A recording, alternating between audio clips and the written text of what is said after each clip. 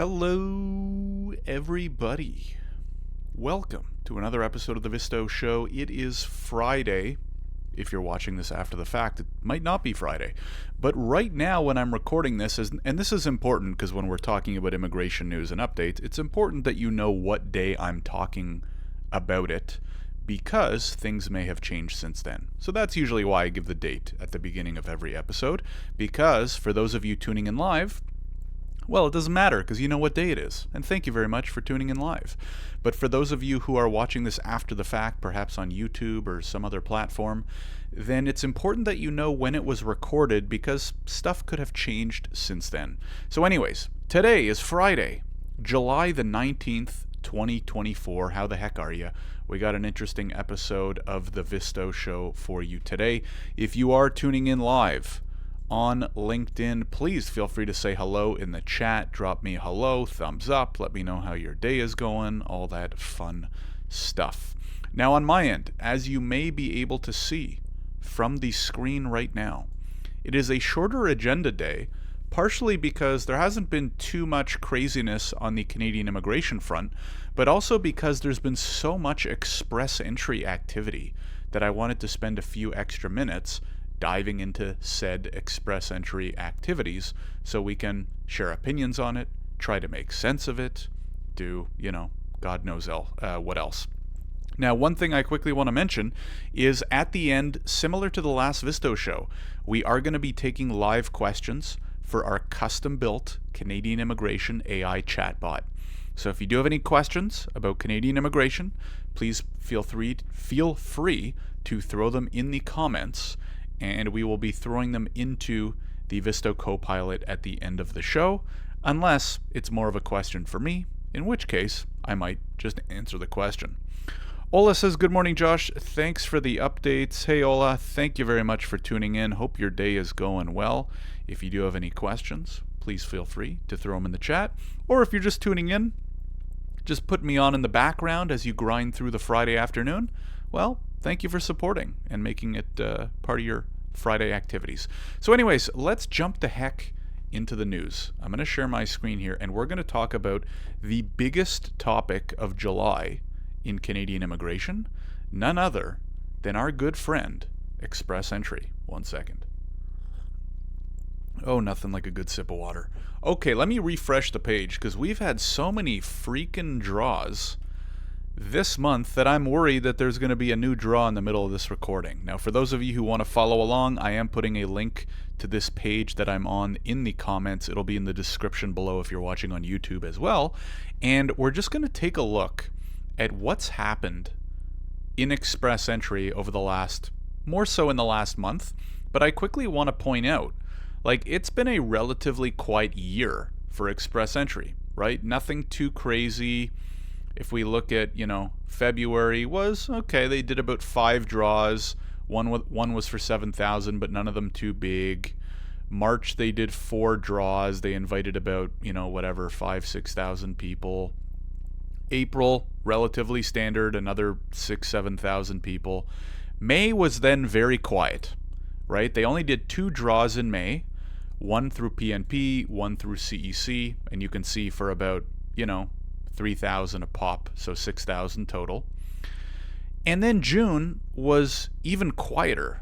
In June, they did 1 draw, PNP draw, and invited 1,500 people to apply. So we were kind of all worried, what the heck's going on? Is express entry slowing down? And now, as you can see here, July, we've just had an absolute explosion, or as I like to call it, the express entry extravaganza. So let's go through it really quick. The first week of July, you can see here, they did 3 draws in pretty close succession, July 2nd, July 4th, July 5th. It was a PNP draw, pretty small. It was a trade occupations draw, relatively small. And then a healthcare occupations draw, which was a little bit bigger at 3,700 people. Then 3 days went by. I don't remember if this was like a weekend or whatever. And they did a French language proficiency draw for 3,200 people. And then this past week, we've had 3 draws in a row. So we can see here the 16th, the 17th, and the 18th. A PNP draw, a big CEC draw, 6,300 people, and a relatively, I guess you would call it like average-sized industry-specific draw at 1,800 people. So this kind of begs a lot of questions, and one thing I said on LinkedIn a few days ago, and by all means, if any of you have any thoughts, opinions, hot takes on Express Entry, please feel free to throw them in the chat, because I'm always interested in other people's opinions as well. But ever since a few years ago when Express Entry became a bit of a mess, right? Let's be honest. Like, for those of us that have been practicing for more than 4 years, like pre-COVID, I can still remember the heydays of Express Entry when things were so, how do I want to say this? Consistent, transparent, predictable. Maybe predictable is the right word, right? They used to do 1 or 2 draws every 2 weeks, pretty much on the dot, and it would kind of hover, roughly around the same amount. It wouldn't move too much. There weren't all these industry-specific draws. It was a very predictable program until COVID. And especially in the last year or two, and especially with the introduction of these industry-specific draws, which I don't necessarily disagree with. And I've been on record saying I actually don't mind at all the industry-specific draws. I just don't really love how they're implementing it, in my opinion, right? And we can get into that if we want. So anyways, what have I been doing more recently is I've been looking at patterns, right? Because if you look back at all this, there's no real way to look at all this, and even if you feed it into an algorithm to be like, tell me what's coming next, right? Because it's a big smorgasbord. For a while, it was all general and industry specific. Now, more recently, they're mixing in PNP and CEC. Who knows what they're going to do next month? I don't know. Very hard to say, right? What I do try to do is I try to look for patterns, right? So for example, over the last 2 months, even if we count June, even though June they only really did 1 draw, if we look at the program types, right? It's been a lot of PNP, right? So let's even say since May, right? Since May, we've had 1, 2, 3, 4, 5, 6, 7, 8, 9, 10 draws, and almost half of them, 1, 2, 3, 4 of them have been PNP. Let's take out my patented Microsoft Paint shout out if they're looking for sponsors, as I'm sure they're not. Let's do a quick little how do I find the good old typing tool here? Images. No, I don't want images. There we go. So we've had about 10 draws since May, or since April, I guess, since the end of April. 4 have been PNP, and it looks like 1, 2 have been CEC. Is my counting correct? Yeah. And then we had 2 French. We had 1 healthcare and 1 trade.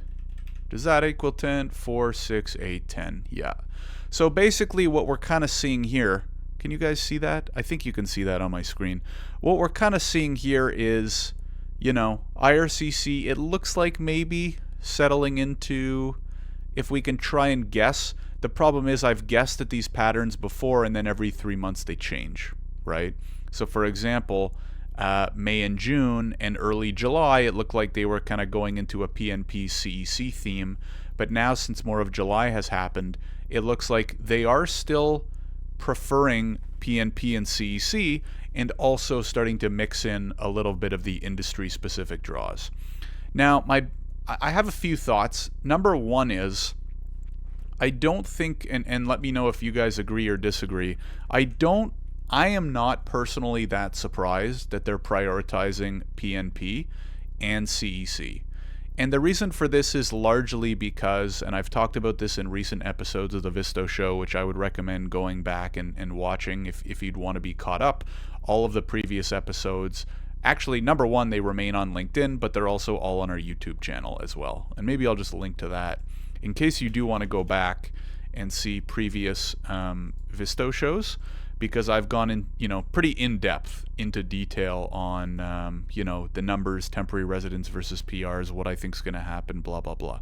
But I think the big reason why they're prioritizing these is because, quick pause as I link to the Visto show YouTube playlist. I'm going to put this in the chat. And if you're watching this on YouTube, you don't need the link because you're already on YouTube. Anyways, the reason why I think they're prioritizing PNP and CEC is because, as we've seen in the news, there is a huge uproar from temporary residents in Canada, right? So as most of us know, there's a lot of people who came as international students, temporary foreign workers, visitors. These are what we call temporary residents, right? AKA TRs, or as some people will say them, they're a group of the NPRs, right? Non-permanent residents. These are people who are in Canada with temporary status and they don't have permanent residence, but they probably want permanent residence. Now, the problem is, and what we're seeing through these protests and stuff like that, is it's gotten harder and harder for people to get PR. Partially because of the way the program is designed, and partially because of sheer numbers, right? There are just too many temporary residents in Canada. The government pretty much did nothing in terms of limiting temporary residents for about 10 years. And what happens when you do nothing and you don't regulate and you leave floodgates open? Well, people take advantage of the system.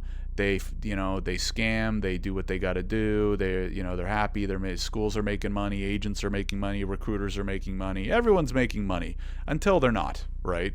And that's why we've seen over the last year, Miller has come in and slapped his hand down on the desk and be like, all right, well, I guess we got to start regulating this, which was probably about 5 years too late. But anyways, that's for another time. So what's happening here is we have way too many temporary residents in Canada. They're all starting to, not all, but a lot of them are coming up against expiring permits.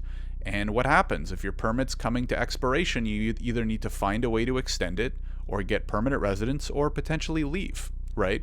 So what now I think the government is doing is they're starting to prioritize CEC and PNP because these naturally favor those inside Canada. Right? For those who don't know, Canadian Experience Class is a stream within Express Entry where you need 1 year of Canadian skilled work experience. So obviously that's going to favor people that are either currently in Canada right now or have been recently, but most of them are still here right now. And then PNPs, which obviously differ from province to province and stream to stream, but they tend to favor people who are in Canada kind of by proxy, because most of them require either a job offer or work experience in a certain province, or work experience in Canada, or a degree from a Canadian school, or something like that. So my best guess is the government has basically gone, oh crap, we realized we've let in way too many temporary residents. We're doing what we can now to curb that, but they currently have 2+ million temporary residents in Canada, right? So let's put some more perspective here. Currently, I think it's like 2.5+ million non-PRs in Canada, and the PR target or PR quota, I think more technically it's called a target, is roughly, I think this year it's 485,000, and then they're planning on freezing it, because usually the target goes up a little bit every year, but they plan on freezing it for the next few years at roughly 500,000 people, right? So what's going to happen when you have, a portion of 2.5 million people every year whose permits are expiring, but you only have 500,000 slots or spaces for them to become permanent residents? Well, you have what we have right now. Protests, complaining, scams, fraud, LMIA fraud, you name it, people are trying it, and I don't think it's going to be pretty. So that's my best guess. I do think that we'll continue to see a lot of CEC and PNP draws with a couple industry specifics sprinkled in. It looks like a little bit of a pattern here where they're gonna, like, roughly every 2 weeks they'll do a PNP and or a CEC. So my guess for future draws, so let's just put it right here, future draw guesses. My guess is every 2 weeks, as they're pretty consistent, it'll be a PNP and or CEC, and then also there's going to be 1 to 2 Indo-specific draws. And I'll put a plus sign just so it's obvious here that we're talking about both. And I know what you're all thinking, Josh, God, your painting drawings are so pretty.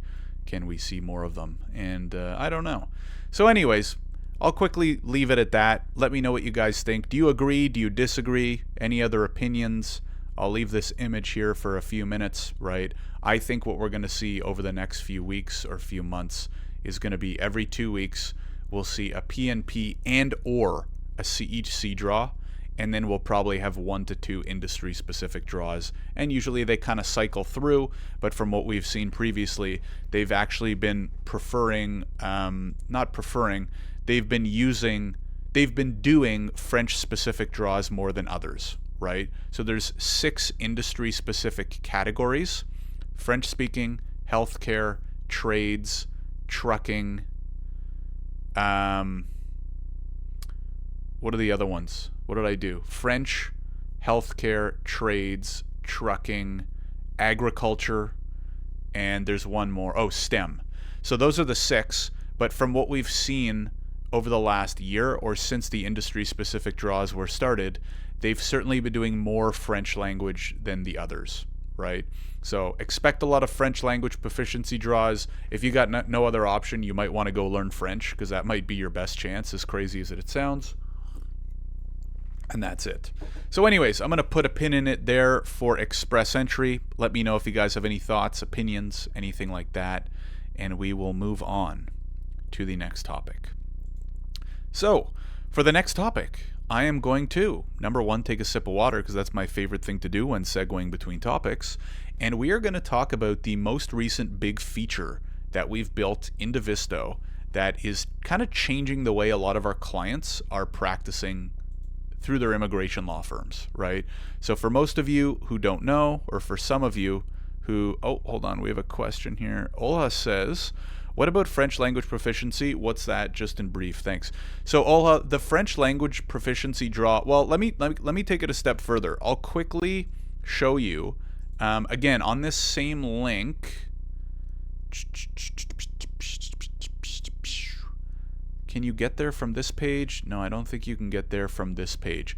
Basically, Olha, there is, for Express Entry, they have created these 6 categories. I'll link you to this page as well, where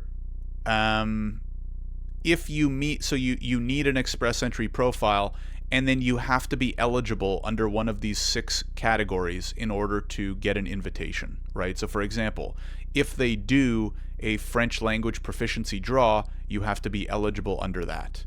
Now on this page, I'm going to link it to you so you have it as well. On this page, it actually breaks down each one, right? So you can see, for example, to be eligible through the French language proficiency, you must have a French language test that shows a minimum score of 7 in all 4 language abilities on the Niveau de Compétence Linguistique Canadienne, whatever the heck that is. I guess that's basically like the CLB equivalent, and meet all requirements in the instructions for that round. That usually means like the score requirement, right?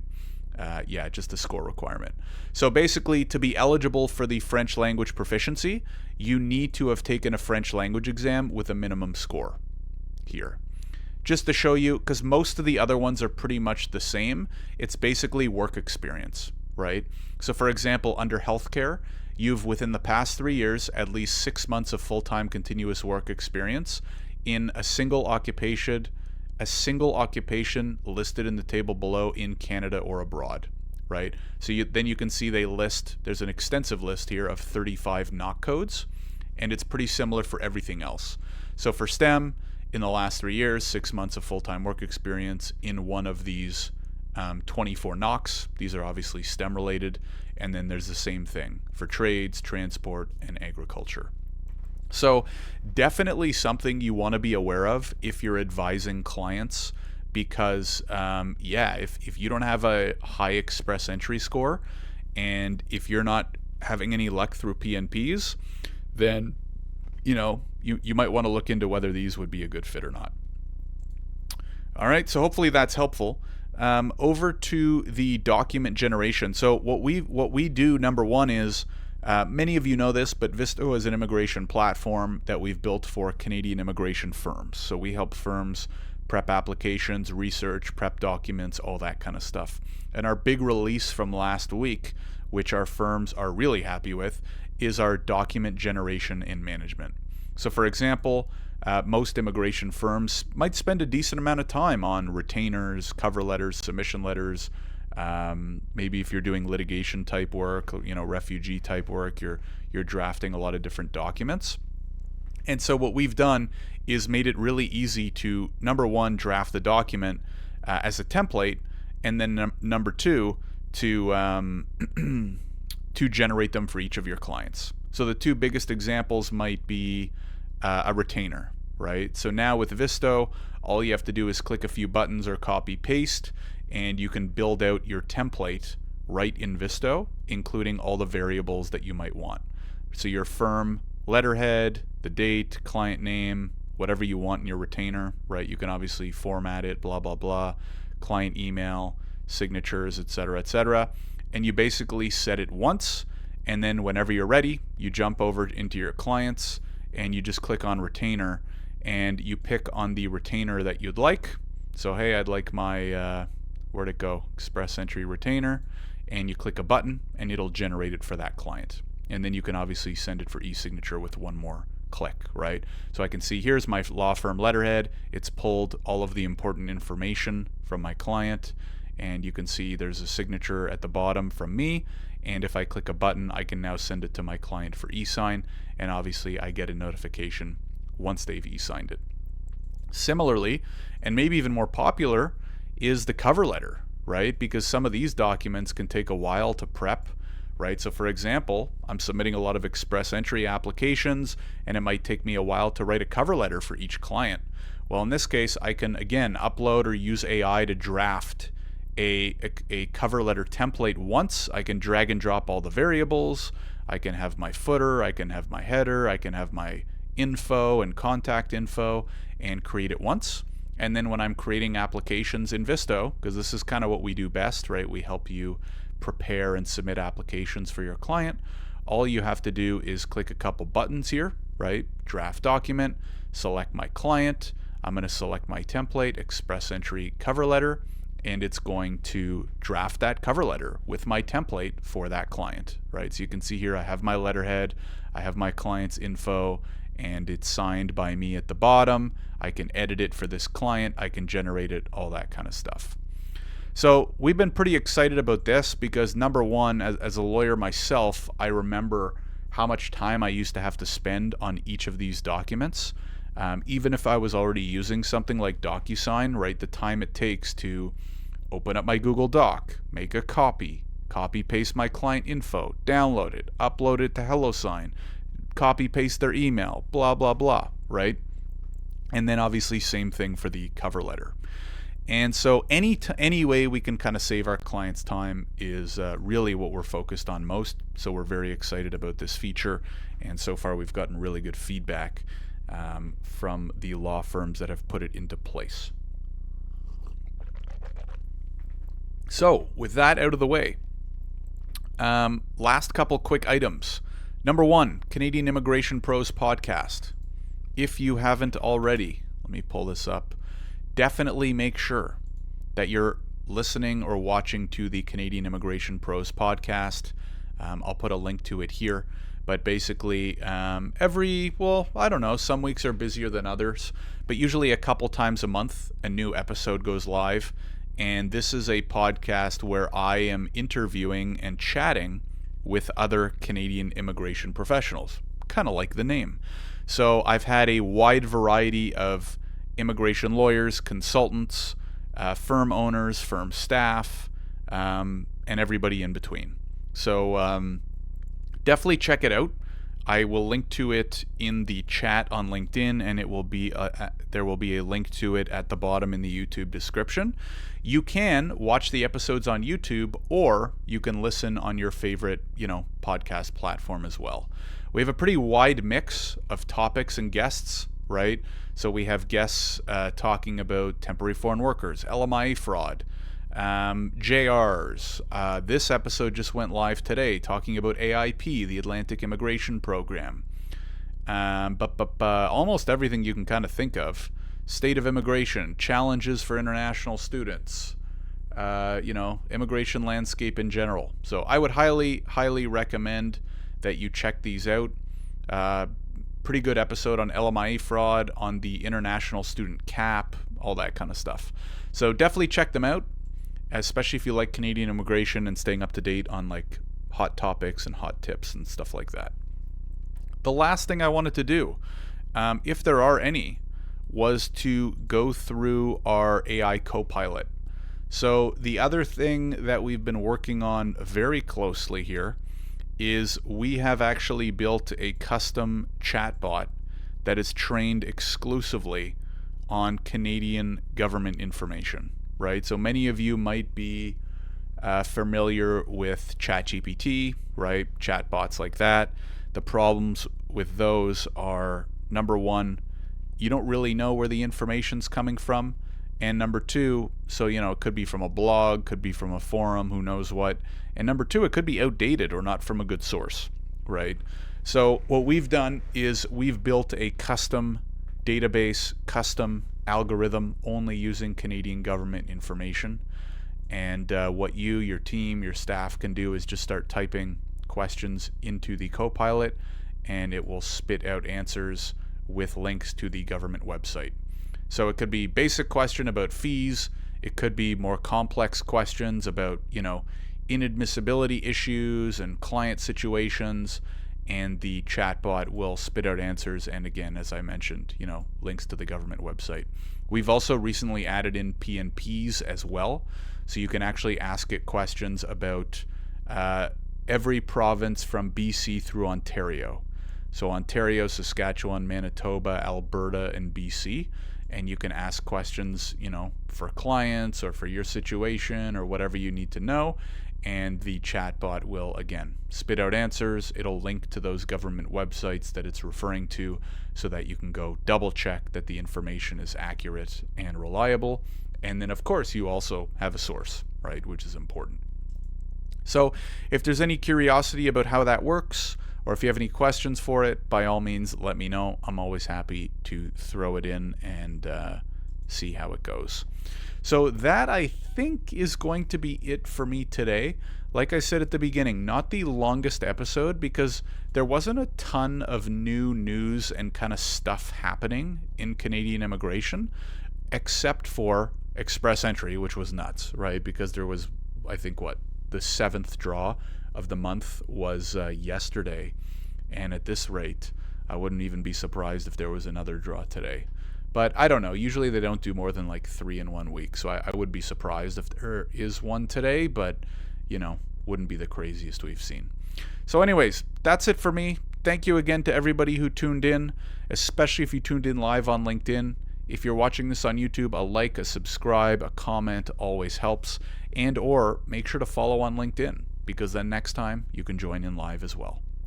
So thanks again, everybody. Have a great rest of your day. Have a great week ahead, and I will see you in the next episode. Take care, everybody. Have a good one.